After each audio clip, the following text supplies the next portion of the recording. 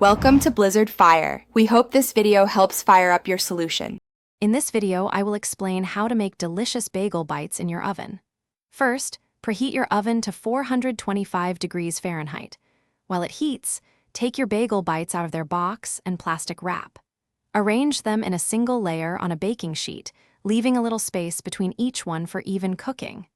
This ensures they cook thoroughly and get perfectly crispy. Once your oven is preheated, carefully place the baking sheet with your bagel bites inside. Bake them for 12 to 14 minutes. You'll know they're ready when the cheese is bubbly and fully melted, and the crusts are a lovely golden brown. Always use oven mitts when handling the hot tray to prevent burns. After removing the bagel bites from the oven, it's important to let them cool for about 1 minute. This brief cooling period helps the cheese set and prevents you from burning your mouth. Carefully transfer them to a serving plate. They are fantastic on their own, or you can serve them with your favorite dipping sauce, like marinara or ranch. For best results, always ensure the internal temperature reaches 165 degrees Fahrenheit if you're ever unsure about doneness.